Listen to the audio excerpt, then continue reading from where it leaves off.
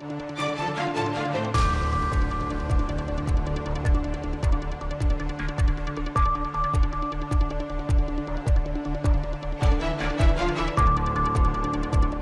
I'm Esther Gidui-Ewart. It's Tuesday, August 23rd. This is Africa 54.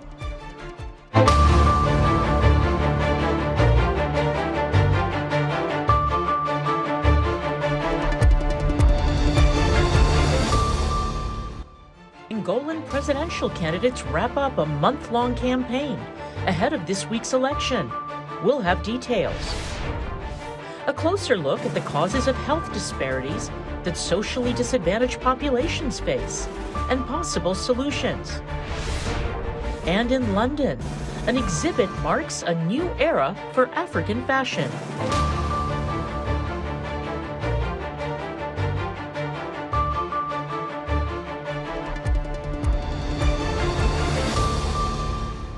Angolan presidential candidates have wrapped up a month-long campaign ahead of Wednesday's election, which is likely to be a tense standoff between a ruling party in power for decades and an opposition with growing appeal among the youth.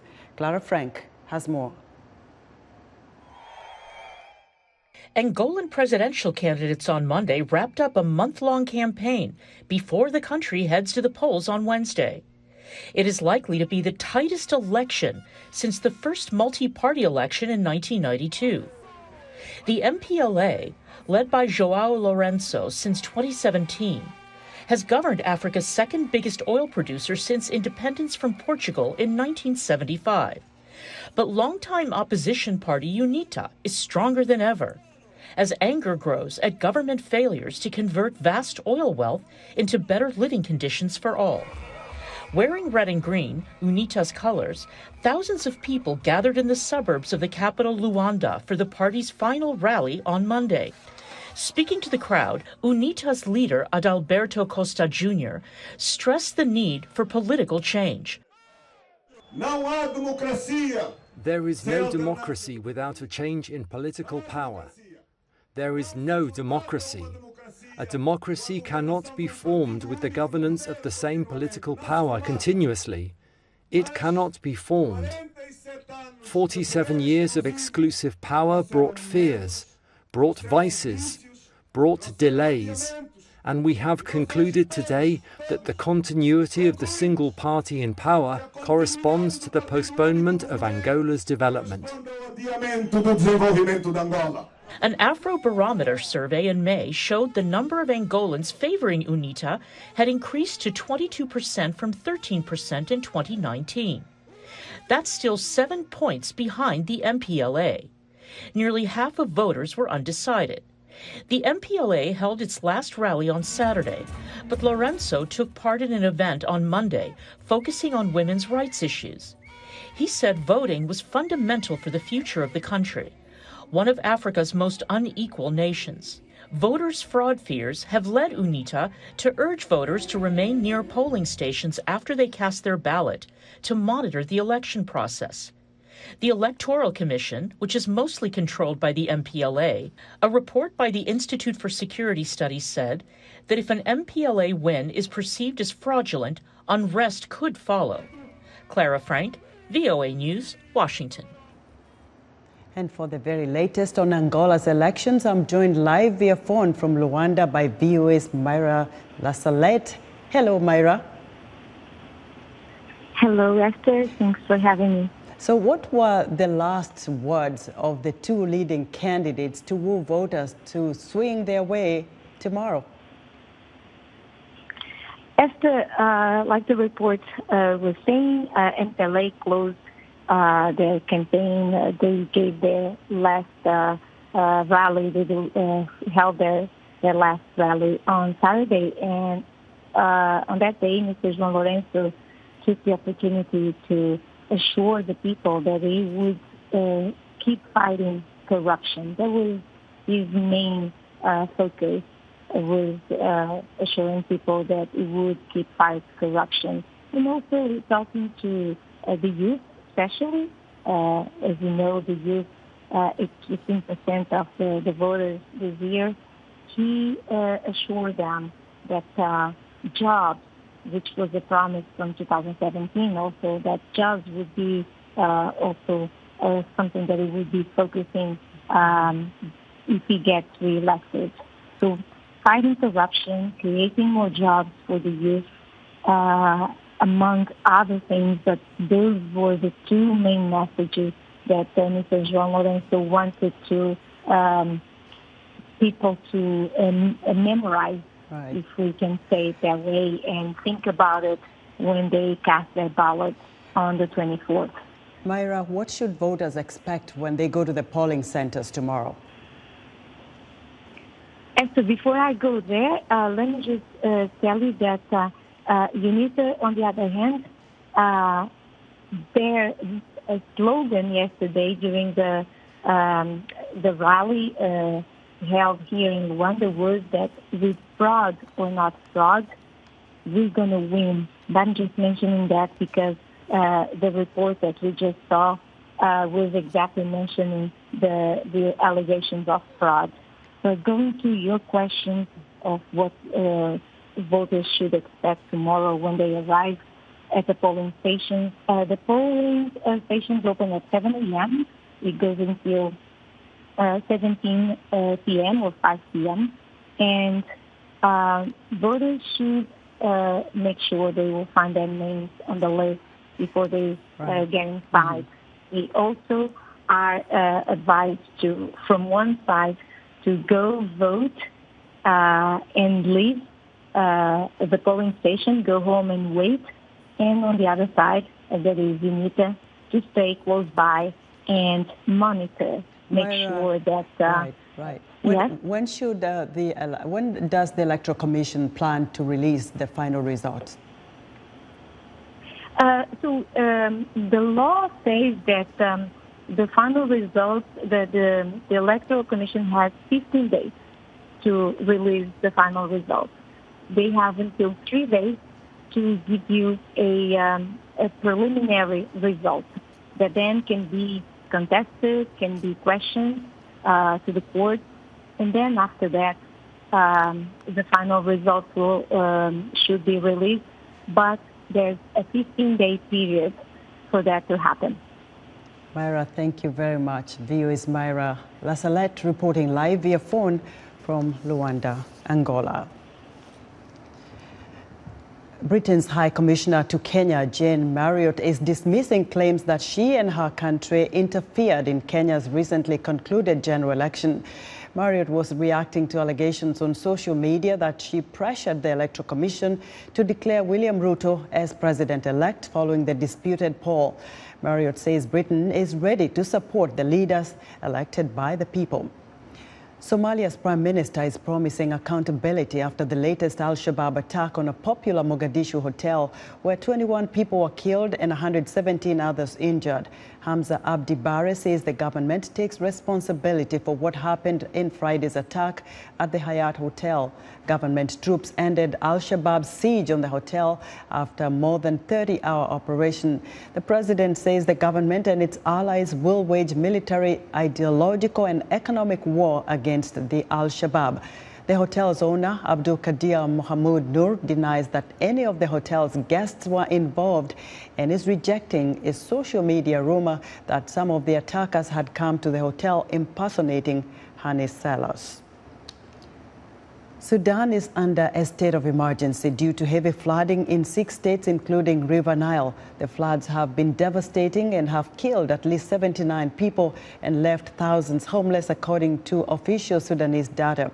The United Nations Office for the Coordination of Humanitarian Affairs, citing government figures, estimates over 146,000 people have been affected by flooding this year, with over 31,000 homes damaged or destroyed.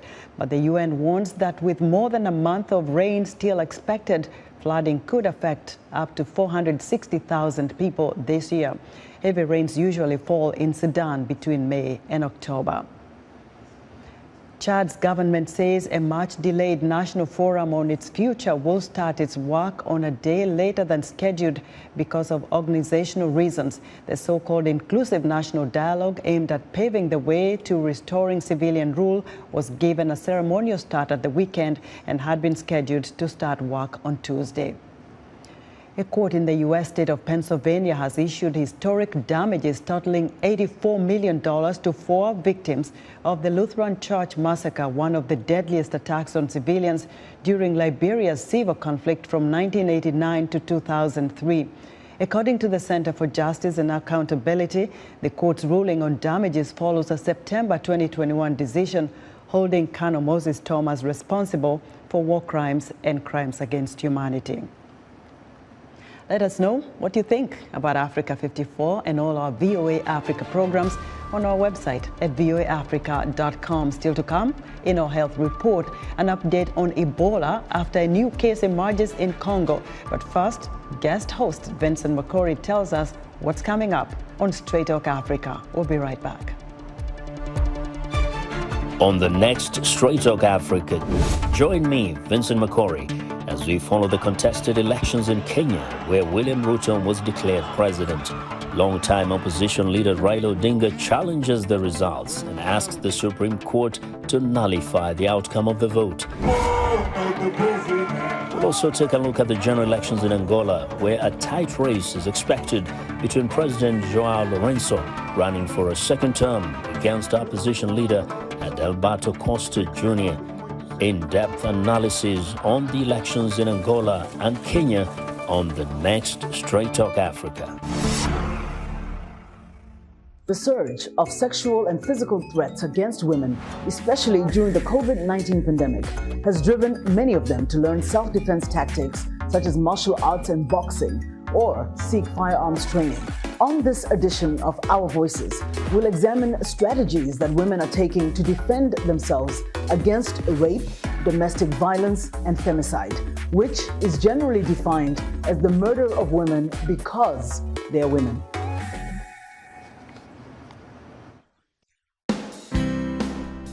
Health, wellness, sport, beauty, medical breakthroughs. Healthy Living cares about your well-being. What are the main health concerns in Africa and around the world? Find out the latest on coronavirus. Connect with our experts and ask them questions. How long does the virus stay? Join me, Linor Moudou, in Washington, every week on Healthy Living, right here on VOA.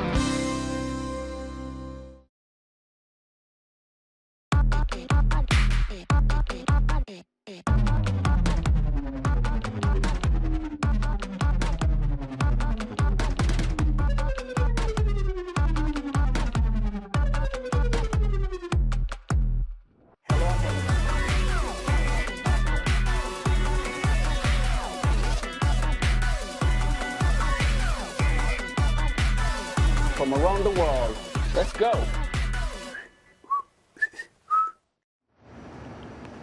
In other African news, South Africa's unemployment dipped for a second consecutive quarter despite widespread power cuts and devastating floods. Between April and June, the jobless rate declined by 0.6 percentage point over the first quarter to 33.9% of the workforce. British officials say the number of people crossing the English Channel to the UK from northern France in small boats hit a new high on Monday, nearly reaching 1,300. And jihadist attacks in Burkina Faso are inflaming accusations against the Fulani community, sparking concerns the troubled country may spiral into ethnic conflict or even civil war. Former U.S. President Donald Trump is asking a judge to freeze a Justice Department investigation of files seized from his home in an FBI search, according to multiple media outlets.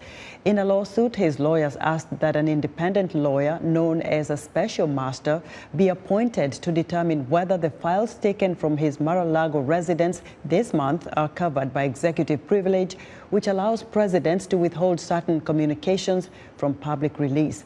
The New New York Times reported Monday that agents have so far recovered over 300 documents with classified markings from Trump since he left office in January 2021. Trump is being investigated for potentially mishandling the documents.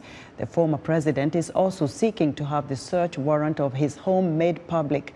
The Associated Press, Eric Tucker, spoke about the Justice Department's challenge to have the document released in its entirety.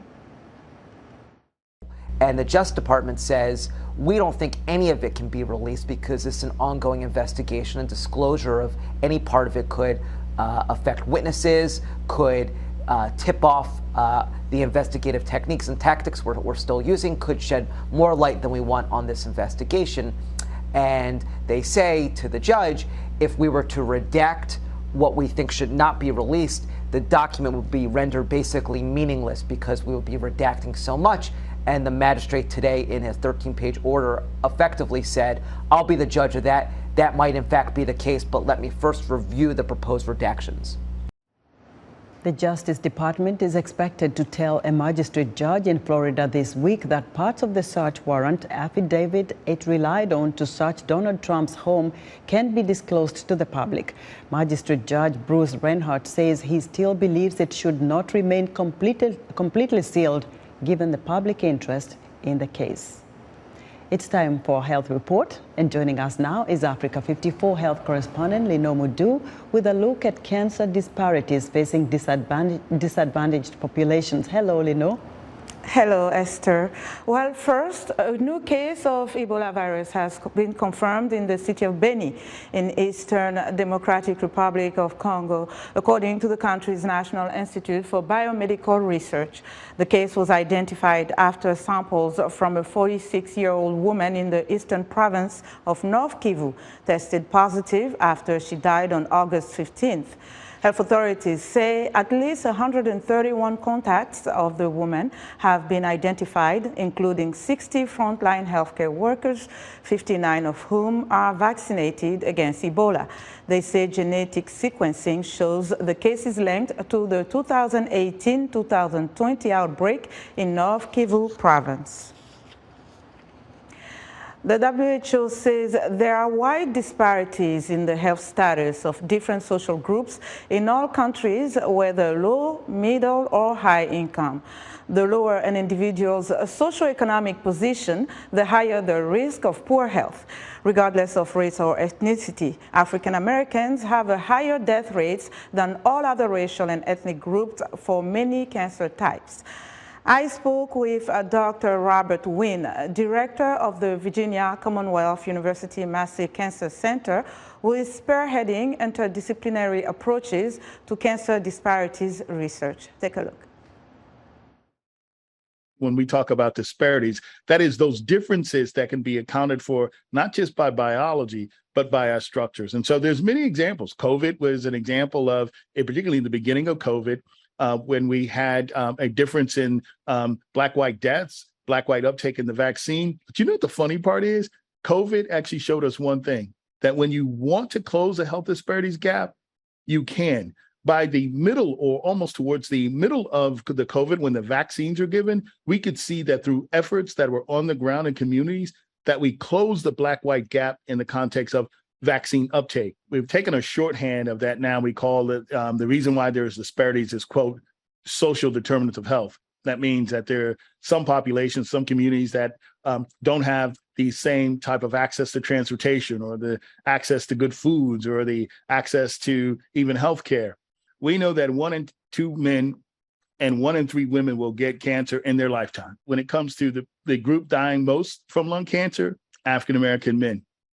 The group dying most from breast cancer, African-American women. If you were to point to 2-3 steps that you think are critical steps that can move the needle, what would you say? Things like the expanded healthcare that we've actually had is a good thing in the context of giving people access to care. Number 2, we're going to actually have to think that what we did with COVID, we're going to have to repeat for cancer.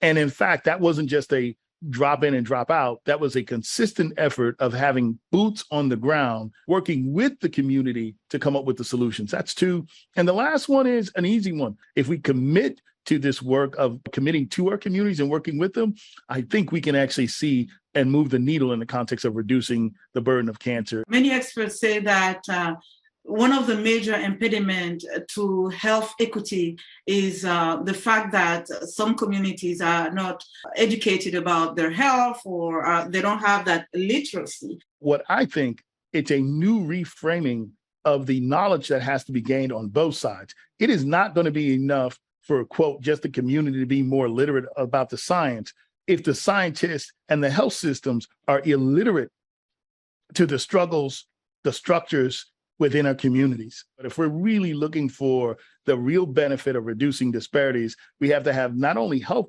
literacy, but community literacy, meaning from the health systems, from the hospitals, the academic institutions that are all well-meaning, but are very illiterate about those communities and about the streets in which they say they want to make impact. So what lessons have you learned that perhaps others can replicate? Communicate in the language of the people. We usually don't talk. We usually talk at. We don't speak to. We speak over. And so the context of having the humility and the grace to understand that we need to work with and learn from our community is actually central. The other thing I learned is that by working with our community and then taking that information and giving it back to the community, that's when we're going to see some success. And then the last thing is, showing up just for the crisis is not going to ever win trust. You need to be there before there's a crisis, during the crisis, after the crisis, and then after that. I think if we're going to reduce mistrust, it's going to be showing the communities how much we care in a consistent and sustainable fashion. Dr. Robert Wynn, what is your final message? I think that there's reasons to be hopeful. The fact of the matter is, in my lifetime, I've had a front row seat and talking to patients who had lung cancer when I was a medical student and understanding that that was the end of the road. There was nothing to offer. I have now a multiple toolkit of available things that I can use, including even better chemotherapy. That now means that people are not just surviving their cancer, but thriving, when only 10, 15, 20 years ago, it was a death sentence. When I think about hope, the hope isn't rooted in some sort of pie in the sky. It's rooted in what I see every day and the advances that science has really made in people.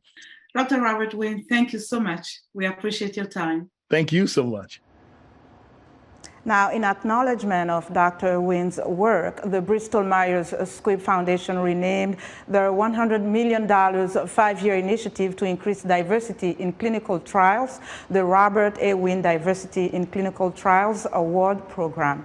That's our health report for today. To stay in touch, find me on Twitter at Lenore Houdou. Esther? And thank you very much, Lenore, for that report. Be sure to join Lenore Houdou every Tuesday for our health report right here on Africa 54. The Victoria and Albert Museum in London is hosting an exhibition of African fashion that organizers say is the largest of its kind. The landmark exhibit, named simply Africa Fashion, promises to set a new standard on how the subject museums and art galleries portrays Africa. Pasi Moyanen reports from London. All imaginable colors from across the African continent are on display in the heart of London. The newly opened Africa Fashion exhibition is the largest ever to showcase the subject in Britain, and for the fashion creators involved, it's a dream come true. The V&A has been so thorough and so rigorous in the way that the exhibition has been curated. For me, it gives a truer picture of what's happening within the fashion space on the continent than any other exhibition thus far. It's an honor to be able to give a platform to the fashion creators in the exhibition and to the many people that have contributed to the show. It's very timely because the African fashion scene, the creatives within it, we think are shifting the geography of global fashions. The exhibit at the Victoria and Albert Museum presents pieces from 25 countries by dozens of designers, stylists and photographers. Under the surface, however, is another story about the interconnection of fashion and politics. It's there in terms of semiotics or the symbols, the way that cloth can speak or communicate non-verbally, but also the power, the economic power of fashion and textiles to those newly independent nations in that moment of independence. Jasinska says the exhibit demonstrates a real commitment to African arts by the Victoria and Albert Museum, an institution which, like many others, has had its failings with representing the continent in the past. Up until maybe the 20th century, an element of perhaps lack of representation, perhaps misrepresentation, perhaps almost hidden in plain sight. The objects, the stories are hidden in plain sight. But I think what's exciting about the period we're in now is this acknowledgement, this willingness to acknowledge our colonial roots. The Africa Fashion Exhibition takes the audience from the past to the future, which looks to be bright. The exhibition then sets a new standard of exhibition making about fashion on the continent. Hopefully, at some point, we'll be able to have an exhibition that is able to include voices from every single part and every single country on the continent. The Africa Fashion exhibit at the Victoria and Albert Museum is scheduled to run until mid-April of 2023. Pasi Myöhänen for VOA News, London. That's our show this Tuesday. We invite you to watch Africa 54 on our website at voaafrica.com. From all of us here in Washington, thanks for watching.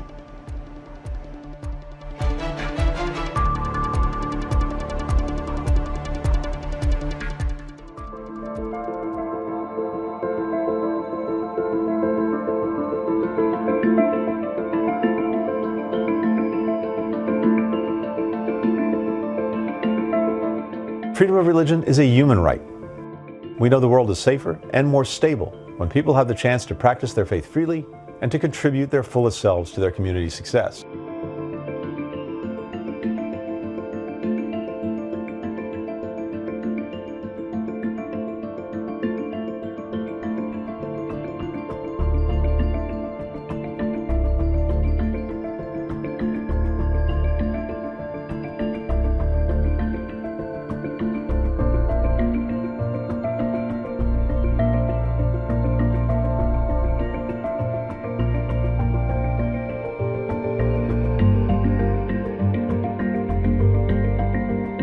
We can't do this work without our partners across civil society. They lift up the voices of those suffering from persecution. They open our eyes to atrocities and abuses on the ground. And they offer support, shelter, a safe haven to practice their faith openly, or a platform to speak up to those suffering. Keep partnering with us and with each other, especially across faiths and beliefs, to advance the cause of religious freedom. Keep documenting abuses as well as progress, and keep holding governments like ours accountable to defend these rights. Our communities and our countries will be better off for your efforts.